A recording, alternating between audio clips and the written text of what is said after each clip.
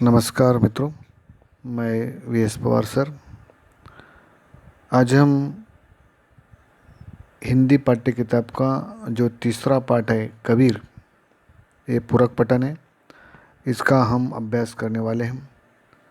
ये जो पाठ है ये हजारी प्रसाद द्विवेदी इन्होंने लिखा हुआ है। इस पाठ में द्विवेदी जी ने संत कबीर के व्यक्तित्व, उनके उपदेश, उनकी साधना, उनके स्वभाव के विभिन्न गुणों को बड़े ही रोचक ढंग से स्पष्ट किया है।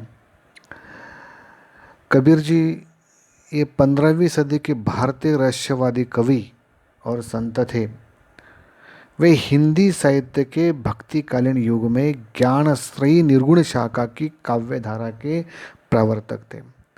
हजारी प्रसाद द्विवेदी जी ने कबीर रचना में सरल शब्दों में आलोचना की है।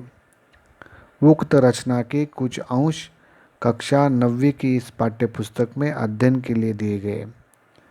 इनमें से कुछ दोहों के माध्यम से कबीर जी की जीवन शैली एवं उनकी जो कृतित्व है उसकी पहचान कराई गई है। इन आलोचना के दाहों के भावार्थ को समझना आवश्यक है। हम सिर्फ आज इस पाठ में जो दोहे दिए हैं उन दोहों का हम स्पष्टीकरण करेंगे। यहाँ पर तुलसीदास जी जो है, ये तुलसीदास जी हिंदी साहित्य के आकाश के परम नक्षत्र और भक्ति काल की सगुण धारा की राम भक्ति शाखा के प्रतिनिधित्व करते हैं।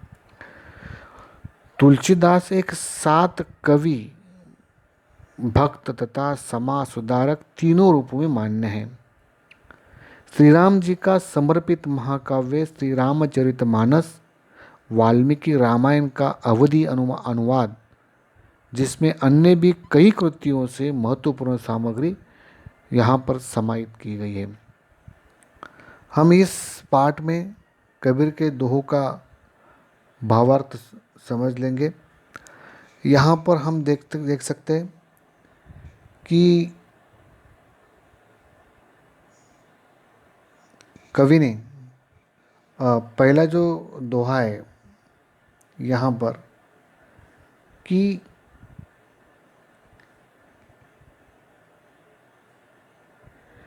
ज्ञान का गेंद कर, सुरत का दंड कर, खेल चौगान मैदान माही, जगत का भ्रम ना छोड़ दे बाल के, आए जा शेष भगवंत पाही।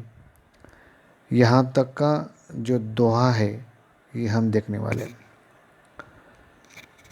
इस दोहा में यह भावार्थ है कि जीवन संसार के मार्ग पर भटके लोगों को समझाते हुए कबीर जी कहते हैं कि हे मनुष्य, यह जीवन माया का भरमाने वाला मार्ग छोड़ दे। ये भ्रम करने वाला है, जिसकी वजह से तू जीवन के मूल उद्देश्य को, कौन सा उद्देश्य हमारा? मोक्ष प्राप्ति, इस मोक्ष प्राप्ति से भटक रहा है। यदि तुम्हें ईश्वर को पाना है यानी मोक्ष को पाना है तो जीवन रूपी खेल के मैदान में तुझे ज्ञान की गेंद, गेंद मतलब बॉल, ज्ञान की गेंद और ध्यान, इसका मनन, आत्मचिंतन, इसका हमें डंडा बनाकर बुरे विकारों पर जीत हासिल करनी होगी, जिससे तुम ईश्वर को करीब पाओगे। यही इस दोहा का भावार्थ है। अगला जो दोहा है वह है इतना, अवधु अक्षर अक्षर हूँ सो न्यारा, जो तुम पवना गगन चढ़ा हो, गुफा में बासा, गगना पवना दोनों बिन सही, कहाँ गया जो तुम्हारा। इस दोहे में कबीर जी कहते कि ईश्वर वो सर्वश्रेष्ठ एवं अनोखा माना गया है।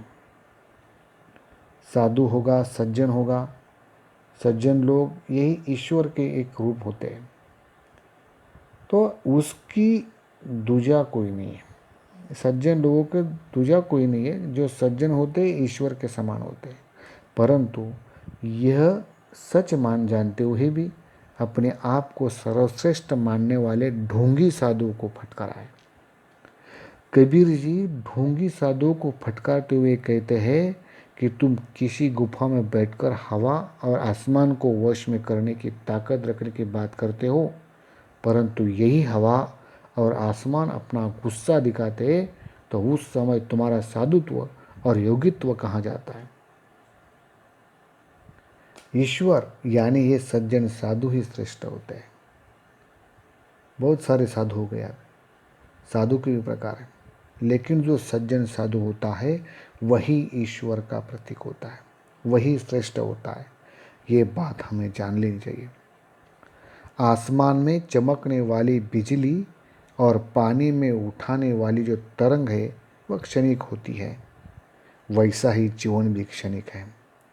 जिस तरह से आसमान से पानी का गिरना और तारों का टूटना क्षणिक है, वैसा ही ये जीवन का तारा किस द्वार से टूटकर गिर जाएगा इसका कोई भरोसा नहीं है।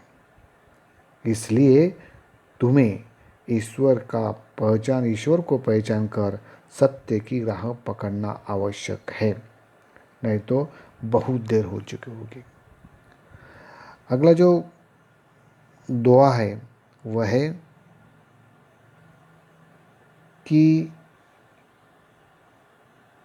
गगना मध्य ज्योति झलके, यहाँ पर ये भी पूरा है। यहाँ पर गगना मध्य ज्योति झलके पानी मध्य तारा, घटी गे नीर विनसीने तारा, निकरी गयो के ही द्वारा। अगला जो है वह है यहाँ पर हर घर जारा अपना, लिया मुराड़ा हाथ, अब घर जारो तासु का, जो चले हमारे साथ। कबीर जी कहते हैं कि ज्ञान की मशाल, मुराड़ा यानी मशाल, इस मशाल से मैंने अपने बुरे विकारों को जलाकर शरीर शुद्धि के साथ आत्मशुद्धि की है। अब जो लोग मेरे द्वारा चुनी राह पर चलना चाहते हैं उनकी भी घर जलाऊंगा। घर जलाऊंगा या इसका मतलब होता है विकार, जो हमारे मन में जो बुरे विचार हैं उस विचार को मैं जलाऊंगा, ऐसा कबीर कहते हैं। तब मोक्ष प्राप्ति के मार्ग उनके लिए खुल जाएंगे। जब हमारे मन में, इस मन के घर में अलग अलग प्रकार के विकार हैं, अलग अलग प्रकार के जो बुरे विचार है, अगर इन बुरे विचारों को अगर हम जलाएंगे तब हमें मोक्ष प्राप्ति के मार्ग अपने आप खुल जाएंगे। इसलिए कबीर जी कहते हैं कि पहले हमारे मन में जो बुरे विचार है उन विचारों को हमें जलाना पड़ेगा। अगला जो दुआ है वह है, हमन है इश्क मस्ताना, हमन को होशियारी क्या, रहे आज़ाद या जग से, हमने दुनिया से यारी क्या। जो बिछुड़े है प्यारे से, भटकते दर बदर फिरते, हमारा यार है हम में, हमने को इंतज़ारी क्या। देखो इस दोहे में कबीर जी कहते हैं कि कबीर जो का जो स्वभाव है वो मत वाला है, फक्कड़ाना स्वभाव है। फक्कड़ाना का मतलब होता है फक्कड़ वाला ऐसा स्वभाव, और वो अपने आप में रमने वाले थे। इसलिए इस पद्यांश में, इस दोहे में वे कहते हैं कि हम तो स्वयं से प्रेम करते हैं, लोग इस पर क्या कहेंगे, इस होशियारी से हमें कुछ फर्क नहीं पड़ता। ये दुनिया रहे ना रहे, हमें इस दुनिया से कोई वास्ता नहीं है। हम लोगों के पीछे उनकी होशियारी के लिए भटकने वाले नहीं हैं। जैसे कोई अपना बिछड़ने पर पाने के लिए कोई दर दर भटकता है, हमारा दोस्त तो वही है, ईश्वर। वह हमारे अंदर ही बसता है। उसे कहीं ढूंढने की आवश्यकता नहीं है और ना ही इंतजार आवश्यक। मुँह को कहा ढूंढ रे बंदे, मैं तो तेरे पास में। ना मैं मंदिर ना मैं मस्जिद ना काबे कैलाश में, खोजे होई तो तुरते मिल है हर श्वासों के श्वास में। हम अलग जगह पर बाहर भगवान को ढूंढने को जाते हैं, लेकिन हमारे अंदर ही झांक कर देखेंगे, दीन दलितों में हम देखेंगे तो हमें ईश्वर दिखाई पड़ता है। लेकिन हम अपने आप को होशियार समझते हैं। इस होशियारी को हमें दूर करना है और हमारे अंदर जो ईश्वर बसता है, लोगों के अंदर जो ईश्वर बसता है, जो आत्मा है, उससे हमें प्यार करना पड़ेगा, उसे ढूंढना पड़ेगा और उसकी मदद हमें करनी होगी। यही इस दोहे से कवि ने कहा है। अगला जो दुआ है, आसमान का आसरा छोड़ प्यारे, उल्टी देख घट अपनी जी अपन जी, तुम आप में आप तहकीक करो, तुम छोड़ो मन की कल्पना जी। कवि कहते हैं कि अपने आप में, कबीर जी ने उपयुक्त पद्यास में कहा है कि कल्पना के जीने वाले शारीरिक और मानसिक स्वास्थ्य ही अंतिम सत्य मानने वालों को वास्तविक का ज्ञान कराने की कोशिश की। वे कहते हैं कि हे मनुष्य, आसमान में जीना छोड़कर, यानी कल्पना में जीना, कल्पना में जीना छोड़कर अपने आप की जांच पड़ताल करो, स्वयं की पहचान करो, आप कौन हो, जांच पड़ताल करो, तब तुम्हें सब कुछ मिल जाएगा। बाह्य ज्ञान से कई गुना महत्वपूर्ण बात है आत्मज्ञान। इसलिए कल्पना में जीना छोड़ दो।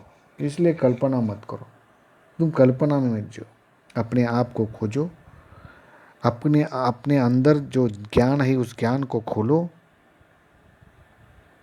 इस तरह का यहाँ पर दोहे में अर्थ कहा गया है। अगला जो दुआ है,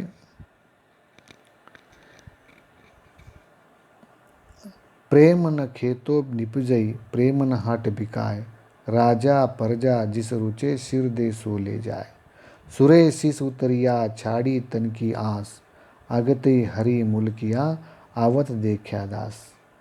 कबीर जी इस दोहे में कहते हैं कि प्रेम किसी खेत में नहीं उपजता और ना ही वह बाजार की बिकाऊ चीज़ है जो खरीदी जाए। प्रेम पाना पड़ता है, प्रेम देने से प्रेम मिलता है। हम जो देंगे वही हमको मिलेगा।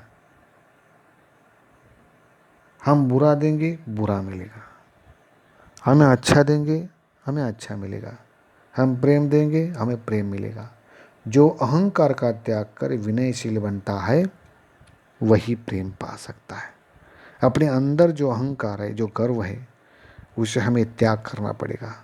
जब तक हम इस अहंकार का त्याग नहीं करेंगे, हम विनयशील नहीं बनेंगे, हम नम्रतापूर्वक नहीं बनेंगे, तब तक हमें प्रेम नहीं मिल सकता, हम प्रेम पा नहीं सकते, फिर वह राजा हो या प्रजा।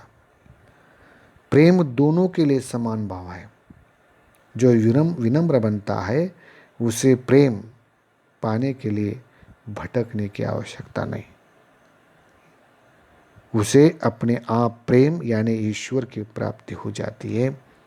इस तरह से हमने कबीर इस पूरक पठन के जो दोहे आए थे उन दोहों के अर्थ बताए हैं। बाकी स्वाध्याय अगले वीडियो में मैं बताऊंगा। धन्यवाद।